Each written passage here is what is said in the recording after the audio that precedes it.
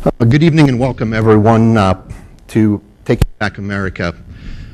For those of you that are here in live, I appreciate you being here. For those of you that are seeing this via video, also welcome. The ideas that I'm going to present tonight are mostly mine and where it's at. I look at the world today and see it changing as I look at history, and some of the things scare me a bit of where we're at. So trying to look at it and see, are there some changes we should maybe make? I'll talk about the first 3 segments will be somewhere around the history and other aspects. The last 6 will probably be my ideas, whether they're right, wrong, or indifferent, sitting there to engage you in your thoughts. As we move into the presentation, we have lots of changing things in the world and changing things in this country. As I bring my views forth, many of them are going to look at it, I don't want to say from the negative side, but I'm going to try to bring out where I think we've diverted from what those forefathers believed we should do and what they found this country on. As I go through that, keep in mind that I think we can all be proud and thankful that we're born in this great country and we have the opportunities that we do. My theory and thought is that I don't want to lose those because some of the things we're changing and we're doing. And if we don't, people can't change and do things differently if, 1, they never knew what that original intention was, and 2, if they don't have other ideas of maybe what could we do. The ideas that I have maybe seem a little bit off the wall at times, but bear with me.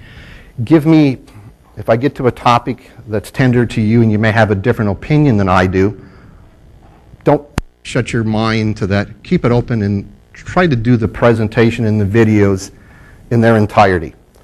I've worked hard on this, and again, my ideas may be different. I don't have all the answers as anyone else does, but we have to start someplace. And hopefully there's enough interest out there to maybe make some changes.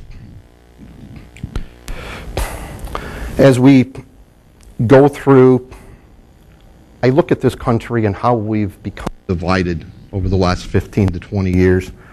I'll talk about that a little bit later when I get into one of the segments where I talk about political correctness on that one. But I still think of those old adages that we have in civilizations of united we stand, divided we fall. And for many, many years, we've been united as Americans, and anymore we're becoming divided as individual ethnic groups, that I want this and I want that.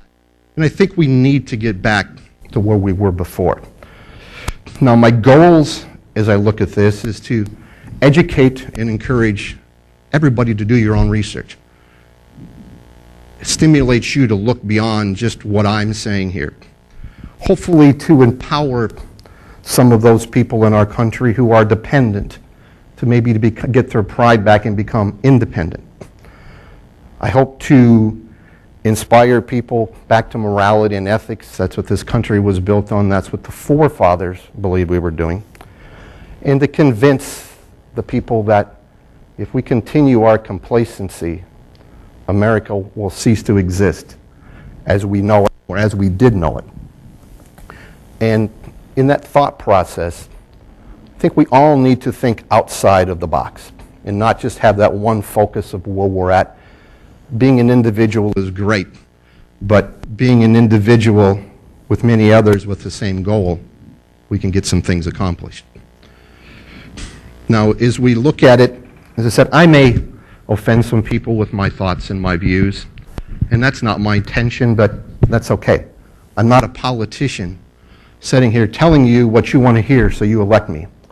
I'm here telling you what I think you need to hear for you to be able to hopefully come back and make a choice and say, do we need to make some changes?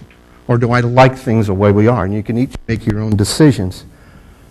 But think of those things. That's one of my goals. Now, as we come back, and when I first named this presentation, Taking Back America, people looked at it and said, you know, you could take it from the concept, well, is Vince trying to start some kind of a revolution or something of that nature? And the answer is no. Nothing is further from the truth. But if we look at how America has changed from a moral standpoint and the other things that we've had, those people that have changed, that have fought very hard to get those changes. And if we, as the masses of people, believe it maybe wasn't the right avenue, it won't be the easiest job in the world to get it back. We have to be out there voting. We have to be out there willing to put out petitions and referendums and do things of that nature to get things changed. And that won't be easy. But we have to learn to educate, and hopefully we can make some progress in that part of it. Now, as we look at those dreams of America, the forefathers, it wasn't something that in 1750, 1760, they decided they didn't like what the British were doing and they wanted to make a change. The people came to this country because of the problems that they saw in Europe, of governments that were ran by one religion, and if you weren't part of that religion, you were persecuted. They wanted to come to a country that had freedom of speech, and that freedom to worship any god you wanted to without any repercussions or none at all if that were your choice. We looked at it, they wanted it to be one of those free societies that people could prosper in. In Europe and every other society prior to that, you had the people that were in power did not want to lose that power.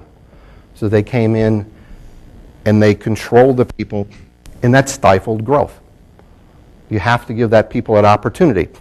As we went on, people said that the experiment that you people are doing as America with morality and religion and freedom to expand and grow will never work. After 10 years, they saw a different answer, and people began to flock to this country. It became known as that land of opportunity. As we went along and probably got to somewhere in this 21st century, or 20th century, I should say, in that mid-1960s or so, we began to move the other way and began to put more regulations and things in place. And I don't think a lot of that really took place until probably the 90s or later. But there's nothing worse to stifle growth than too much regulation. And we'll get into a slide. Too much regulation is there because we don't have that self-control to do things we need to ourselves.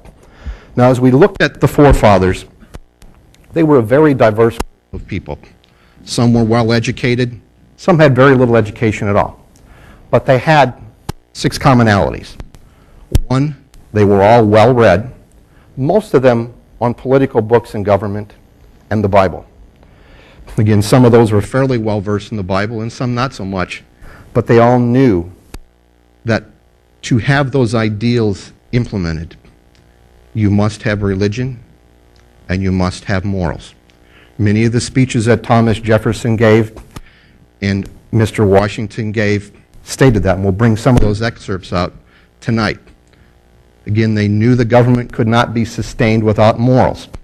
And we can come back with lots of ideas of how morals are formed, but through most of history, morals have been formed through the basis of religion to have, I guess what I'm going to describe as we have objective truth and we have subjective truth. Objective truth is that point that you have something that tells you this is right, this is wrong. Subjective truth is where we've gone in these last years of, well, if I think it's right, it's okay. And we're afraid to fight back or say something that it's not. So I believe that we must abide the government by the natural law. In other words, that there was a creator that was just and looked over us. That they believed that there was a life after physical life. In this last one that says people's laws and rulers' laws, maybe you want to look at that first highlight point that I want you to remember tonight. People's law is what this country was founded on. Looking at it that the people would make the decisions and they would rule. Yes, we're doing it by Republican form of government where we elect officials. Rulers' law, which they were really scared of, was at the point where when you have a problem, you fix it through legislation, which creates bureaucracy, which creates more legislation, which creates more regulation, which eventually will bankrupt the country and stifle its growth. Okay? Are we somewhat on that path? Yes. Can we reverse it? I think so.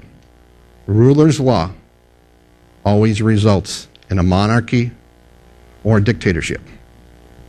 So I think we have to seriously think about those things anymore. If there's a problem, let's go get a law to change it or do something different. We need to try to do those things ourselves, have that self-restraint so we can control that ourselves. I think we must remember that every time we enact a law, it takes away some freedom, and that's your freedom. As we look at, as technologies become new and change, yes, we have to have some new norms and know what's the appropriate way to treat those or not. And we're continuing, as I said, putting legislation into effect, and we all know that that is for our own good. Or is it? Contemplate that as you go through this video series and this presentation. You know, we talk about the land of the free and the home of the brave. That many people, if you talk to and say, what is freedom? They're going to say, well, that means I can do whatever I want unrestricted. And that's really not the case. Freedom is you have the ability to do many things as long as you have enough of that self-control that you're not infringing on someone else's rights and you're responsible for what you do rather than making someone else responsible. And it also means having tolerance for other people and their thoughts and their views. We don't have to agree with it. And we have that beautiful ability in this country to speak up and say, I don't like that. But we need to tolerate it. If they're wrong, we have that obligation to tell them we think they're wrong from an objective truth standpoint. But they still have the right to do. That's what freedom is. Not to do anything you want, but to do things that are responsible and morally right. If you get to that point where you can no longer do that, you will get choked off as a country and as a civilization. As you look at many people in the world today, they begin to look at it and say that, you know, this Constitution has been around for many years. We need to change it. Some things just aren't applicable anymore. Now, they may have that view, but if you really study the views of those forefathers and what they did for nearly 160 years to put this together, I think it's amazing what they warned us to stay away from, what they told us we should and shouldn't do. I believe the Constitution is a timeless document, and if we start messing with it, America will become a country that we don't recognize. This concludes the introductory video of the Dreams of America. Thank you for joining us, and I ask you to join us for our second video, which would be America and Democracies. Thank you.